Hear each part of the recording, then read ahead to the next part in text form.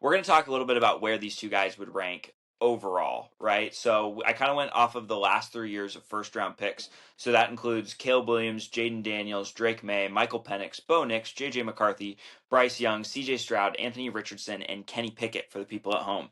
We're not going to do necessarily like a traditional ranking just because that might take long. But we're going to talk a little bit about where these guys might fall. So I thought it would be productive for us, firstly, to sort of set a high point and a low point. So when you look at this group of prospects, who do you put as your like high point quarterback and your low point? I think the high point for me is Caleb Williams. I think Yeah. coming out of USC, he's the Heisman Trophy winner, hands down the best quarterback in college football. For really the last couple of years, he was there. Maybe outside Michael Penix, obviously a little bit of bias there, but Penix was slinging that thing. And at the bottom, I had Kenny Pickett slash JJ McCarthy with a question mark because I think the jury's Oh, still out on JJ yeah. McCarthy. I think Kenny Pickett, we kind of know what we're getting from Mr. Gloves. But Mhm. JJ McCarthy, I mean, he came from Michigan. I know they won the national championship. I'm a little bitter about that still. But I just question a guy as an NFL quarterback prospect who really in college had the best offensive line, the best defense, and some of the best running backs in college football. It was like, what did he have to do that was like, okay, the pressure's on you now, not we're going to hand the ball off to Blake Corum and Donovan Edwards. And obviously the injury that he just had last year plays a factor as well. But I think Pickett's at the bottom and maybe Anthony Richardson, kind of somewhere in between. Mhm. And then Caleb Williams is at the top for me too. Yeah, Caleb Williams definitely at the top for me. Kenny Pickett bottom. We're kind of on the same page there. I think Kenny Pickett is probably like a second, third round pick any other year, but that was a year that just desperately needed any quarterback, and so I think that's why he found himself so high in the draft. I agree with you on the Anthony Richardson take. I think as well as JJ McCarthy, it's a lot of like an upside pick, right? So when you look at them as prospects, exciting, but I mean, Anthony Richardson, it's sort of shown a little bit, right? Like it's feast or famine. You're like, oh my gosh, 70-yard touchdown, 20-yard run where he runs over four guys, or it's like, man, he can't throw an out route 5 yard out to save his life. And so I think it's those types of things that are really interesting. Another guy that I put near my top was Bryce Young. I really liked Bryce Young despite his size. I liked his pedigree as like a quarterback. Those types of things. I think when I look at like middle of the pack, I look at like those like the Bo Nix and the CJ Strouds of the world. Those are kind of the guys that I see in the middle. Even though obviously CJ Stroud was a good prospect, is that kind of like where your middle is as well? Yeah, when I'm looking at my list, I have Bo Nix is in the middle, Michael Penix, Bryce Yeah. Young. I actually had Stroud a little higher. I Okay. like the Ohio State quarterbacks for whatever reason. They look good on film. I know Hmm. that's not hard to do when you're throwing against with like some of the best wide receivers in the history of college football. But yeah, I think the Nix Penix range, kind of somewhere in there. That's probably your middle of the pack guys, and that's saying something because those are starting quarterbacks as rookies. Yeah. But they're kind of in the middle of this pack for sure. So let's start with the number one guy, the consensus number one, Mr. Ward. Where do you have him? Like, what is the group that he's around? I think he's a step below Drake May and maybe a step above Bo Nix. I Okay. think May coming out, he was younger, and so there's something to be said about younger guys that are still highly touted prospects because it's shown that they can do something despite their lack of inexperience. But also similar to Nix with Ward, they're experienced guys, they were transfers. Once they transferred, they kind of elevated their game a little bit as well. And so Hmm. I think with Ward, I think the athleticism is similar to Bo Nix, but I think the arm strength that Ward has and just the zip he throws on the ball, and obviously, all quarterbacks throw the ball relatively hard. But if you guys haven't seen a video of Cam Ward throwing a football, I mean, that thing comes out hot. And so I think for Hmm. him, that's what kind of sticks out to me as a guy that his arm can relate to the NFL. You're not going to have to worry about him throwing the deep ball or being able to put enough spice on it to fit it into a window between, a safety and a linebacker or something of that nature. And so I think he's in that area. If we were to break it up into tiers, I'd say like the highest of the mid tier and the lowest of the high tier, kind of somewhere in that like middle third Hmm. area. Yeah, I had him sort of in that like behind Bo Nix, like sort of that above maybe JJ McCarthy, Anthony Pickett, or Anthony Richardson and Kenny Pickett, combined two players that could not be less similar. Um, and so Yeah, that's just where I had him. I really like Cam Ward as a player. I do wonder. I mean, we've seen him play like a lot of college football. I do wonder if we've sort of seen his ceiling. That's a concern that I always have with older guys. Like Bo Nix this year, I think we saw a rookie Bo Nix that's maybe like the most ideal he'll ever play. But that's kind of where I have him. I think Bo Nix is actually an oddly really good comp. I think Cam Ward is definitely a more dynamic, at least pocket player. As far as his ability to move around, evade the rush. I think Bo Nix sometimes gets tunnel vision and just kind of goes. Um, I know you. If I gave you the chance, you'd have tons of bad things to say about Bo Nix. So Yeah, I mean, the guy didn't really. I mean, yeah, as much as I would love to bash on Bo Nix, and trust me, that has been a fun time that I've had in the past. But no, I mean, Nix is a really good prospect. I think he's kind of the poster child for 5-year quarterbacks who can have success. I mean, he's probably the North mhm. Star for guys to be like, hey, I can stay in college, I can make some NIL money, I can gain experience, play in a system that fits me, and then go put that on film and be successful. But you also see guys who just hop in the portal 2 or 3 times, can't find their spot. Maybe a guy like Will Howard's going to be where he's really good in college and then can't really figure it out in the NFL. But yeah, I think Nick's would love to bash on the guy, but he had a really successful year. I mean, he took his team to the playoffs and they had a chance to beat Buffalo, so it's hard to debate that. Yeah. So my one concern with him being in that kind of school and being in that kind of school of comps is obviously we're huge Drake May guys, so we're always going to be a little biased. But I really liked Bryce Young as a player, and those are guys that you look at that like Bryce Young.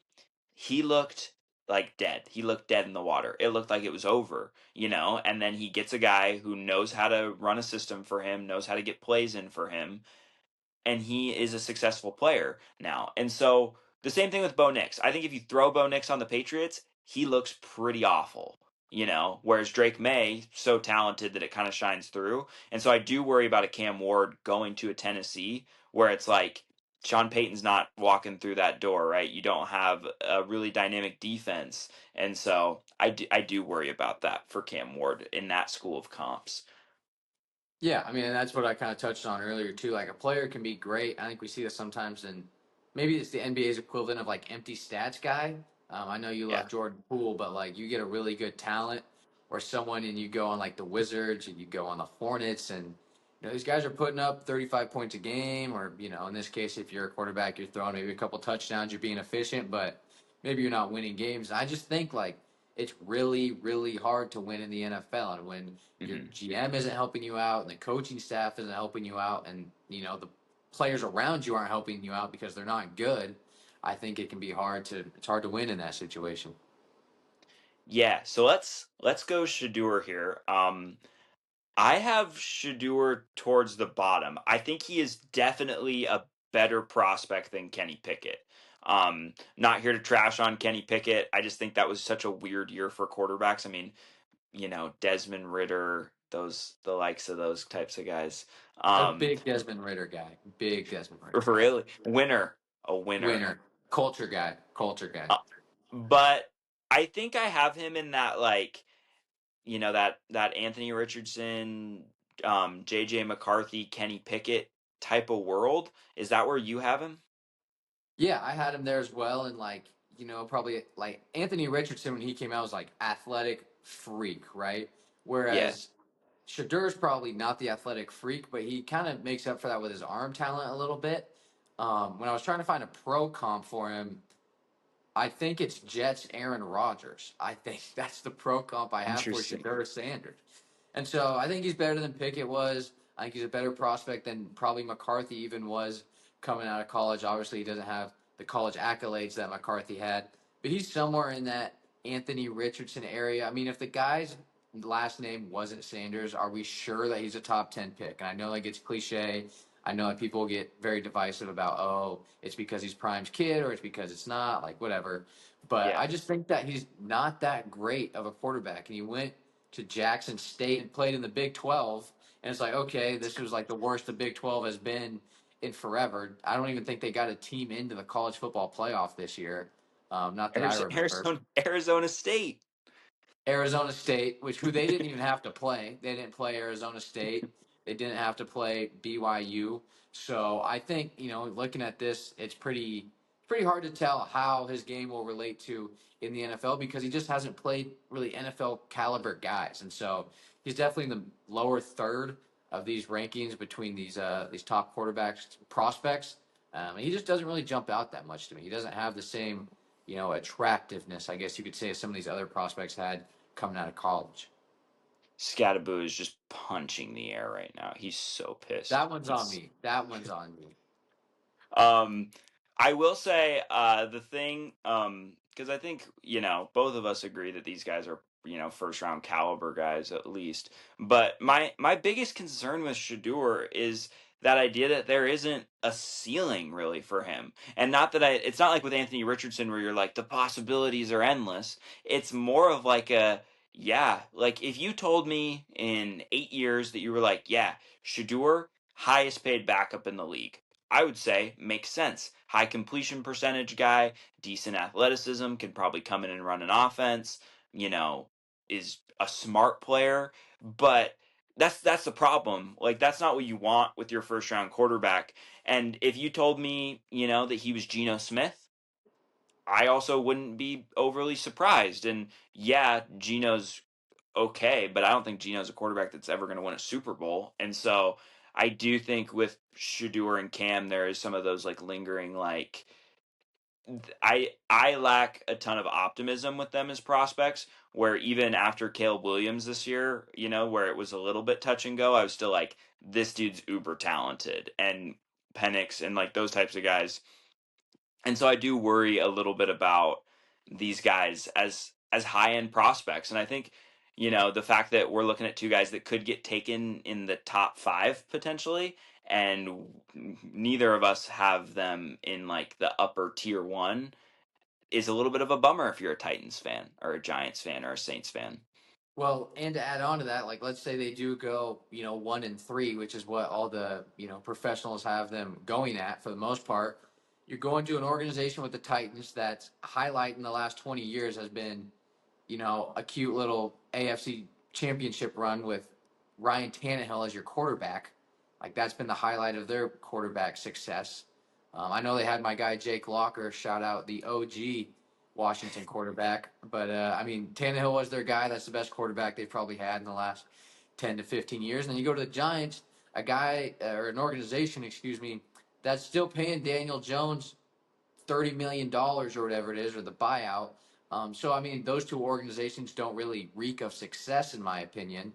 Hmm. And those are two tough places to win. And so when you're already not a super high prospect, and just in terms of like the overall rankings of what we've seen in years past, and then you're going to two organizations that are notorious for losing, and that's a tough spot to be. It'd be one thing if like the Niners tanked halfway through last year and Shanahan was in a position at 3 to go grab Cam Ward or Shador, or you get, Yeah. one of those other prestigious organizations in there. You're not. You're getting the Titans and the Giants. Let's be real. As much as people love to cover the New York Giants because they're a big market team, they're terrible. They haven't been good in a Mhm. really long time.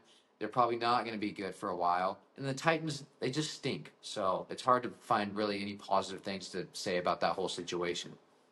Well, and stability is such a huge thing with quarterbacks. It's the most important thing, I think. And you're looking at two staffs that could potentially be on the out, right? Like Callahan's staff could be on the out. You look at Dayball and Shane, like those are two guys that we thought might be gone this year. And so the idea that those might be two places that they're going just isn't super exciting. We've seen it with a lot of these guys.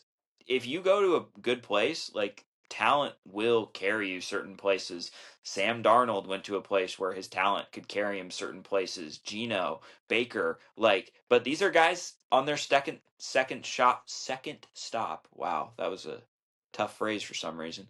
But I just think that's the thing that's my chief concern with both of those guys is it's the same thing. Like in 8 years, you could tell me that they're a second stop kind of guy, where you're like, oh wow, that first didn't go very well. Kind of took their time as a backup, and then they ended up under one of these offensive guru type guys or a team with a better culture. And I think that's just I think we're going to start seeing that a lot more with these quarterbacks is these guys that get put in these really bad situations where coaches get fired right away, new coaches don't want the quarterback. I think we're going to see a lot of these situations where these guys kind of get subbed out, sort of, if that makes sense, where it's like, oh, okay, they're going to have to pay their dues and then go play somewhere else.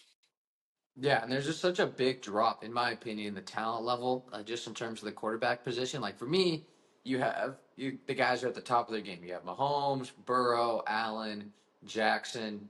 I'm probably missing a couple guys in there maybe, and then just plummets, in my opinion. And Mhm. then you have these young guys who are bouncing around the league. These organizations, can't keep their head on straight. And so, as much as I would come in, as much as I would love to come in here and bash on Anthony Richardson because he's tapping out of a game, you can't really I mean, obviously you can blame him for that, but also what's the organization doing that is non-verbally saying we're trying to win now? Like, these guys get rushed into these situations so early, it's impossible for them to succeed.